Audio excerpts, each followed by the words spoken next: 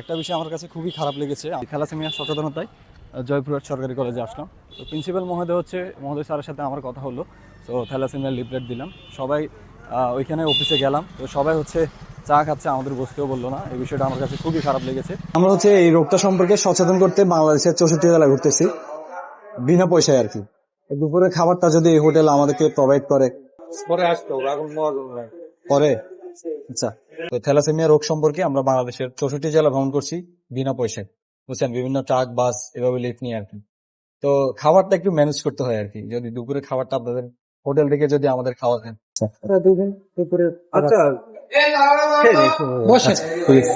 Thank you.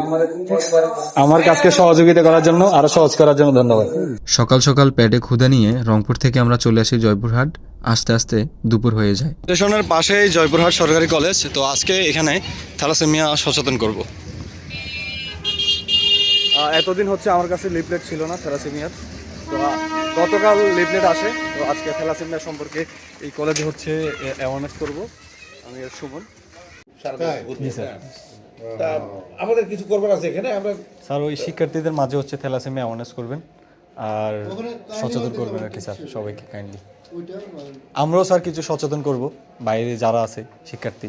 আচ্ছা, আমি teacher যারা যাবে ক্লাসে, ইন্টারমিডিয়েট ক্লাসে এটা দিয়ে পাঠিয়ে দেবো যেন তারা একটু। আচ্ছা স্যার, তাহলে কিছু লিফলেট দিয়ে যাচ্ছি আপনাদের। হ্যাঁ, দিয়ে দেবো। আচ্ছা স্যার, তাহলে আমরা কিছু এখানে ছাত্রদের বিতরণ করবো, ক্লাসে পাঠিয়ে দেবো। আচ্ছা, থ্যাংক ইউ স্যার। আসসালামু আলাইকুম। জয়পুরহাট সরকারি কলেজ, প্রত্যেকটা সিটিতে আমি চেষ্টা করি কলেজগুলোতে ভিজিট করার, থ্যালাসেমিয়া সম্পর্কে সচেতন করার। তো বরাবরের মতো আমি থ্যালাসেমিয়া সচেতনতায় জয়পুরহাট সরকারি কলেজে আসলাম। তো প্রিন্সিপাল মহোদয় স্যারের সাথে আমার কথা হলো। তো থ্যালাসেমিয়ার লিফলেট দিলাম, সবাই ওইখানে অফিসে গেলাম। তো সবাই চা খাচ্ছে, আমাদের বসতেও বললো না। এই বিষয়টা আমার কাছে খুবই খারাপ লেগেছে। যাই হোক, প্যারা নাই, সামনের দিকে আগাচ্ছি আমরা। ওখানে দাঁড়িয়ে আছি তৃতীয় মোড়, সদর রাস্তা, জয়পুরহাট।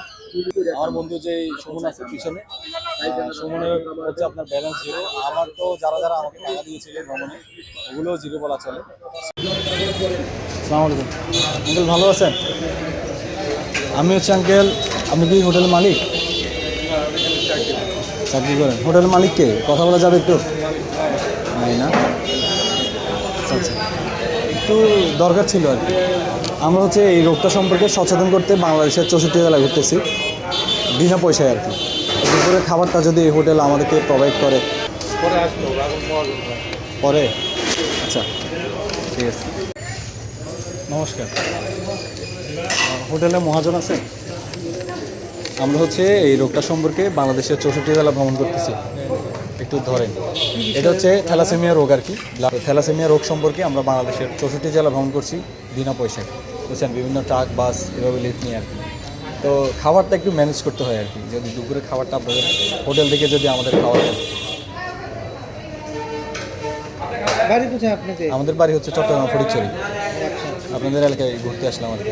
মানে 64 জেলা ঘুরতেছি, এটা আমার 30তম জেলা।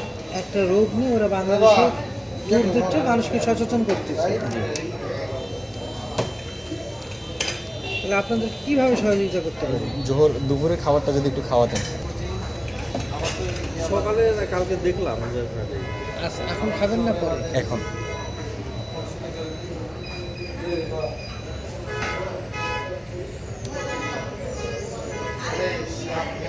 এটা প্রচার করতেছে। হ্যাঁ, কলেজে গেলাম, জয়পুরহাট কলেজে, এখান থেকে আসলাম। ভালো কাজ। যদি কোনো সমস্যা না থাকে। না, সমস্যা নেই।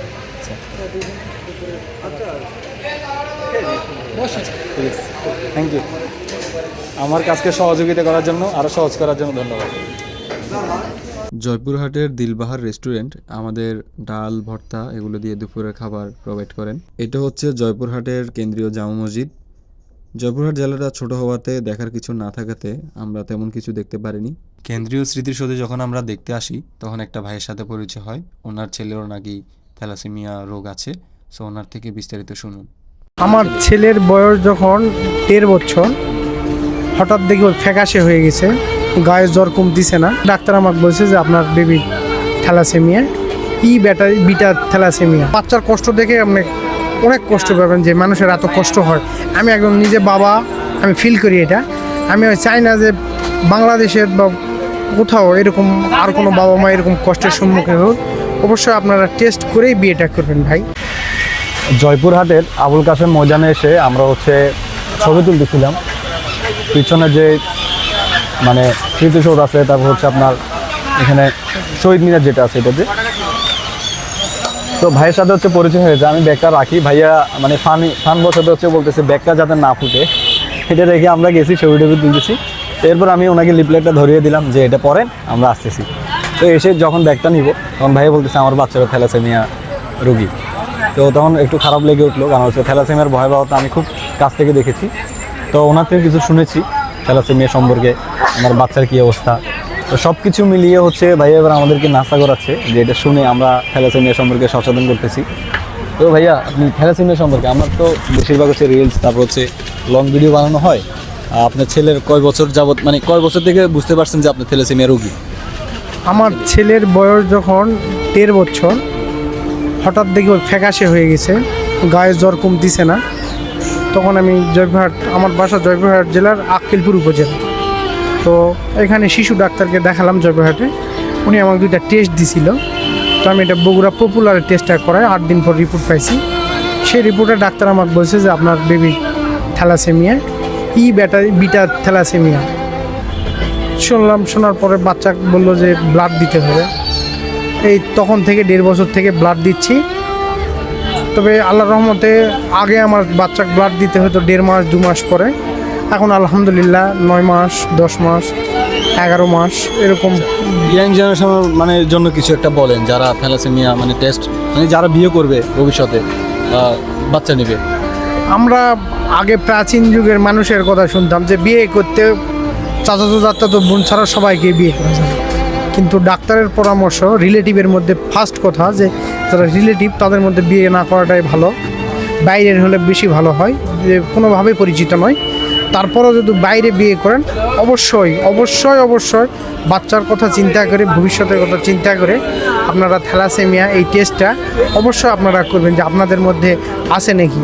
নাহলে ভাই জীবনে খুব কষ্ট পাবেন, কাঁদবেন বসে থাকে, বাচ্চা আপনার সমস্যা হবে না, বাচ্চার কষ্ট দেখে আপনি অনেক কষ্ট পাবেন যে মানুষের এত কষ্ট হয়। আমি একদম নিজে বাবা, আমি ফিল করি এটা। আমি চাই না যে বাংলাদেশের বা কোথাও এরকম আর কোনো বাবা মা এরকম কষ্টের সম্মুখীন হোক। অবশ্যই আপনারা টেস্ট করেই বিয়েটা করবেন ভাই। সামান্য একটা মানে এজিবি ইলেকট্রোফোরেসিস টেস্টের মাধ্যমে আপনি জানতে পারবেন আপনি বাহক কিনা। সো আমারও আসলে খারাপ লেগে গেল ওনার কথাটা শুনে, দেখতে পাচ্ছেন মন দিয়ে খারাপ হয়ে গেছে। বিষয় হচ্ছে সামান্য একটা টেস্ট, এই টেস্টের জন্যই হচ্ছে সারা জীবন ভোগ করতে হয় আর কি। বাবা মা, তারপর হচ্ছে ছেলে তো সারা বছর, যত বছর বাঁচবে তত বছর হচ্ছে ভোগ করতে হবে। সবাই অবশ্যই বিয়ের আগে এজিবি ইলেকট্রোফোরেসিস রক্ত পরীক্ষা করবেন। ধন্যবাদ সবাইকে। আমরা এসএ পরিবহনে পার্সেলটা হচ্ছে পাঠালাম, পাবনায় যাবে। কারণ হচ্ছে যে ওজন এতক্ষণ হচ্ছে মানে শরীরের কাঁধ, তারপর হচ্ছে পা ব্যথা হয়ে গেছিলো এটার কারণে। সো এখন পাবনা যাবে, একটু রিল্যাক্স থাকতেছি। আমরা জয়পুরহাটে থাকতেছি না, আমরা চলে যাচ্ছি এখন নওগাঁ এখান থেকে 38 কিলো। আর নওগাঁ দেখার মতো অনেক কিছু আছে, তাছাড়া জয়পুরহাটে আমাদের কেউ নেই, এই জন্য হচ্ছে জয়পুরহাট থেকে চলে আসি। টাটা জয়পুরহাট।